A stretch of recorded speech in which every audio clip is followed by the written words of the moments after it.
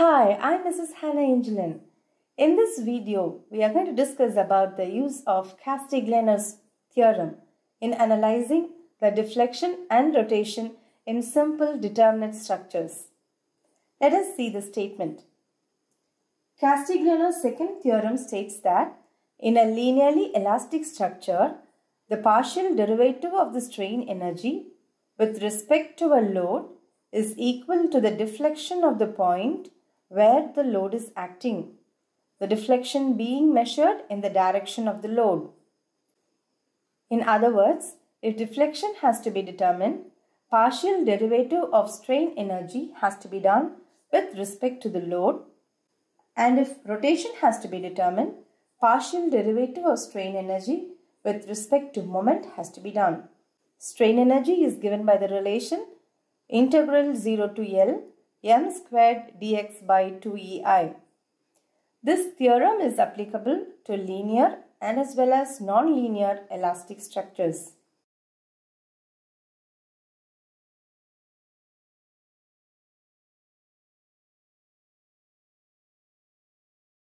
This is the given beam. An overhang beam carries loads. E and I values are given. We need to find theta A and delta VD, that is rotation at A and vertical deflection at the free end. In Castiglianos theorem method, to determine theta A, beam has to be given a dummy moment. Let us take M at the point where rotation has to be determined. So with this arbitrary load and the given load, the reactions at A and B has to be taken. So reactions will be in terms of the arbitrary load. With these values, I am going to take the sections in each segment. Distances from each end has to be measured as x. The limits of each sections will be the length of each segment. That is what is given in the tabulation. Mx expression is written, whether it is a hogging bending moment or sagging bending moment. Let us see how this M expression is written. For CD, there is a load 15 kilonewton. So I have 15 into x. That pushes the beam upward. So it is a hogging bending moment. I write here as minus 15 into x. Next for BC. For BC, I have taken section x. So starting from this point, after this point, I need to calculate what is the value of bending moment. So 15 into the distance, then RC into distance. One is positive, the other is negative. So I write the expression of Mx. For AB, I have taken x from this end. So I write RA into x. That causes a moment pushing the beam down. So it is a positive bending moment. I have given a moment, arbitrary moment M, acting in this direction. My assumed direction is in this way. That pushes the beam up. So minus M. I have written moment expressions for the loading and my arbitrary. Next important step is we need to partially differentiate this moment expression with respect to the arbitrary moment or load. Since theta has to be determined in the first subdivision, I partially differentiate with respect to the arbitrary moment here. So Mx is the moment about the section considered and M is the arbitrary moment or the imaginary moment. Next, to find rotation, integral 0 to L Mx dou Mx by dou M dx by EI. Substituting the expressions of Mx and the partial derivative for each segment individually and adding up, we get the final result. So to get the final result, if any arbitrary moment is existing in this step, that has to be substituted with the numerical value. Here in this problem, there is no moment on the given beam, but an assumed moment is applied. It is arbitrary. Since there is no given values for M, I put M as 0 in this step. Finally, I get a numerical value for theta A. Next is to find delta VD. So at D, we are going to give an assumed vertical load. Let me take it as P. That is what is shown here. To determine delta VD, whatever load is existing at D has to be removed and a dummy load by the notation P has to be applied at D. The value of P in this problem is 15 kilonewton. We have a 15 kilonewton load there. I have removed that load and applied an arbitrary notation P such that partial derivation is feasible. With the arbitrary load as well as the given load, reactions are calculated. With this reactions and the given load about the sections considered in each segment, moment expressions are written, whether it is sagging or hogging, moment expressions are written, and partial derivative of this moment expression with respect to the arbitrary load is mentioned. This is given in this row. To get the value of delta VD, finally we need to put the value of the arbitrary load. Since in this problem we have removed 15 kilonewton load and applied an arbitrary load, at the final step we need to substitute the value of arbitrary load as 15 kilonewton to get the value of deflection. If there is no load at the point where deflection has to be determined, where we have given an arbitrary load, then at this step we are going to put P as 0. A simply supported beam carrying UDL throughout its length. We are asked to determine the central deflection and the rotation at the support. We have taken theta A. So we know to determine vertical deflection, a dummy load by notation P has to be given in the vertical direction at the point where deflection is asked. If rotation is asked, at the point a dummy moment M has to be given and the procedure has to be done. This is Castiglianos method. Here we have given a dummy load P at the point, that is at the midspan. So we have taken sections at both the ends. So based upon the load and UDL, that is the uniformly distributed load, we calculate the reactions. That is what is written here. Next, in each portion, we have taken moments, whether it is a sagging moment or hogging moment, and mx expression is written. Partial derivative of mx expression is done with respect to the arbitrary load P. Here we have written the partial derivative. And finally, delta Vc can be calculated as integral 0 to L mx dou mx by dou P dx by EI. Since both are symmetrical, I just put twice of one integration. So to get the final step, I have put the value of arbitrary load as 0. So delta Vc is 5 WL power 4 by 384 EI. You know this. This is the central deflection for a simply supported beam carrying UDL throughout. Next, let us see how theta A can be determined. To determine theta a dummy moment has to be applied. Any direction, it can be in clockwise or anti-clockwise. It should be applied only at the point where rotation has to be determined. Here in Castiglianos method, along with the arbitrary moment or load, the given load also has to be taken for determination of reaction. So the given loads has to be taken as well as the arbitrary moment has to be taken for the calculation of reactions. Here a UDL is acting throughout the length. So just one section AB, length is L. So the limits are from 0 to L. Moment expression is written about the section here. Origin can be from A or from B. I have taken from A. Moment expressions are written, whether it is a sagging moment or hogging moment. Partial derivation is done. Dou mx by dou m is done because m is the arbitrary moment applied.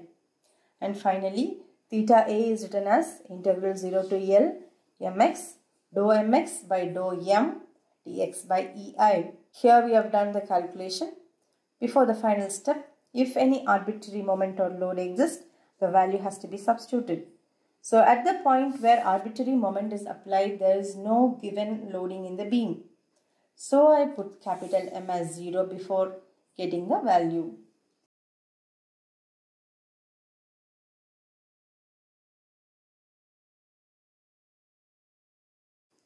A vertical post, a semicircular frame, and a load hangs at the free end. The radius is given as r, height is given as L. All these are given in the question. We need to find what is the vertical deflection at C due to the load acting at C.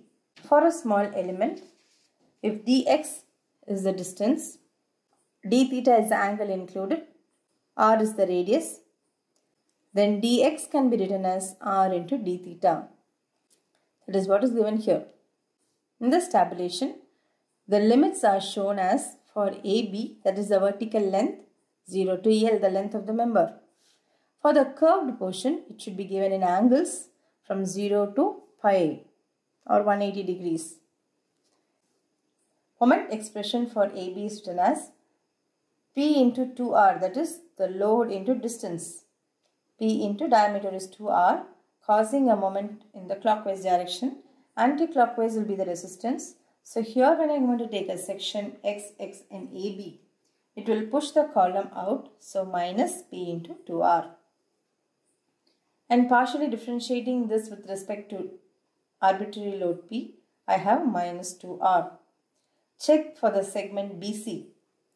So here I have just magnified and drawn here. The base length is shown, that is the radius. It is shown here radius.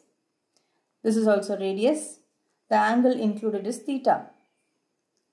So here to find what is the moment about this point in the arch due to the load P, I should know the horizontal distance, that is x. So P into x causing the curve to go outside will be a negative bending moment. We need to know what is the value of x. So radius minus the base of the small triangle will be r minus r cos theta. So partially differentiating, I get the values here. So delta VC is determined as integrating between the limits and substituting the values of mx and dou mx by dou p for the curved portion and vertical portion separately and summing up. So how this calculation is done is given as hint. So here the given load and the arbitrary load both are P. The mild steel rod is bent in the form of a frame. The diameter is given. Moment of inertia can be calculated. Mild steel has a Young's modulus of 2 into 10 power 5 Newton per millimeter square. The free body diagram of the arbitrary load being placed at D is drawn. 2 kilonewton has to be replaced by an arbitrary load P. By Castiglianos theorem, we are going to solve this problem. At the end, this arbitrary load should be replaced by the given load. So at each end of this beam and at each joint, you have the equal and opposite reactions. This arbitrary load causes a moment of 2p, p into 2, total moment, acting in the anti-clockwise direction. Resistance will be in the clockwise direction. And then it is carried towards the other end. When I go to A, the distance between A and D will be 1 meter. So I will be having a moment of P. Check the direction. Moment will be acting in this direction. Resistance will be in the opposite direction. Sections are taken. Distances are measured from origin in each segment. The length of each segment is taken as the limits and the tabulation is written. If positive bending moment or if the frame is pushed in, it is taken as a positive bending moment, and if the frame is pushed out, it is taken as a negative bending moment. You can check with the free body diagram and this tabulation. Partial derivative of this moment expression has to be done with respect to the arbitrary load P. Vertical deflection at D can be determined by integral 0 to L mx dou mx by dou P dx by EI. The integration for each segment, there are 3 segments here, 3 portions. The 3 segments has to be integrated separately and finally summed up to get the final answer. If this expression has arbitrary load, before arriving at the final answer, the value of arbitrary load has to be substituted. In this problem, the given load 2 kilonewton is replaced by an arbitrary load P. So the value of P here will be equal to 2 kilonewton. And finally, the deflection at D is obtained. Till now we were dealing with Castiglianos theorem. We saw how analysis can be done in determination of deflection and rotation in beams and rigid jointed frames that are determinate. Next we shall see Maxwell's reciprocal theorem. Maxwell's reciprocal theorem states that in a linearly elastic structure in static equilibrium, the displacement at coordinate I due to unit force at J is equal to displacement at J due to unit force at coordinate I. It is given as delta Ij is equal to delta Ji and theta Ij is equal to theta Ji. That is what is shown here. In a simply supported beam, 2 points are considered, A and B. The deflection at A point is determined when B point is loaded with a load of P kilonewton. Next diagram gives the deflection at B due to load at A. According to Maxwell's reciprocal theorem, it can be written as delta A equal to delta B. We can also write in terms of rotation. The rotation at A or the slope at A when there is a moment at B will be equal to the rotation at B when there is a moment at A. This is given by Maxwell's reciprocal theorem.